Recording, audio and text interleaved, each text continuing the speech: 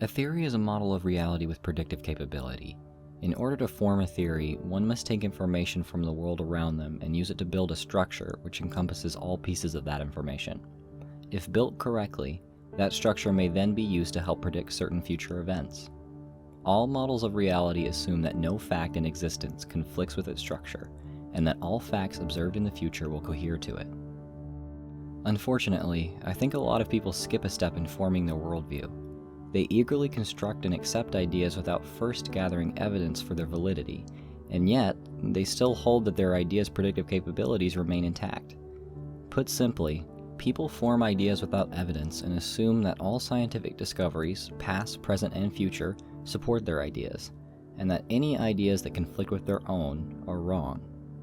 This leads many people with one irrational core belief to accept dozens of ridiculous ideas just so that their worldview may be coherent.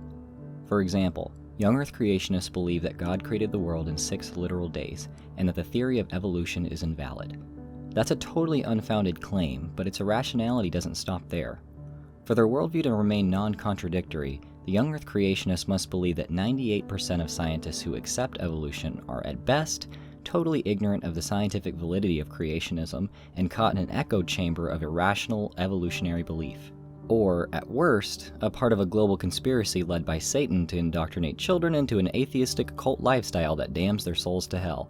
The evolution theory is the dumbest and most dangerous religion in the history of planet Earth.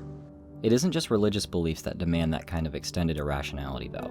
I'll give you another example. Many people believe that naturopathic medicine works, but is just not acknowledged by the medical community.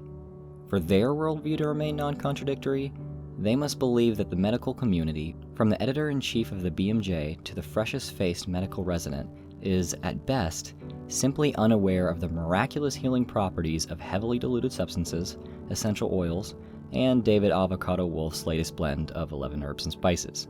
At worst, they think that the entire medical community is in on a plot to conjure false evidence, publish fake studies, and push toxic medications that just make you sicker, all so that you'll keep frequenting doctors' offices and pouring money into their corrupt system. They want every single person in the United States and in the world on some sort of psychotropic drug. It's a $330 billion industry. They're poisoning the air we breathe. They're poisoning the food that we eat. They're poisoning the water that we drink. Everything that we're exposed to in our environment is poison. There are plenty of other groups who think similarly. Flat earthers who think the governments of the world push the globe model in order to hide land, Muslims who think that apostates are really Jews who are trying to undermine Islam, and white supremacists that think that non-whites only marry whites in order to dilute Aryan blood as an act of genocide.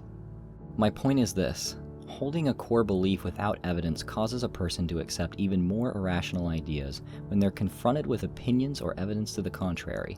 Very often, these further irrational ideas come in the form of conspiracy theories. Why so many people are more willing to believe in a conspiracy than to reconsider their core beliefs is its own issue entirely.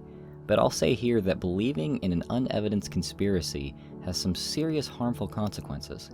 Paranoia, voting against your own interest, foregoing higher education, shunning family members, and avoiding life-saving medical treatment are just a few of them. So, in your personal model of reality, your worldview, what information is essential for its validity?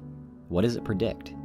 If one of your core beliefs leads you to accept a conspiracy theory, it doesn't mean you're wrong, but I would encourage you to examine your reasons for accepting that belief, as conspiracy acceptance is often a symptom of a bad model of reality.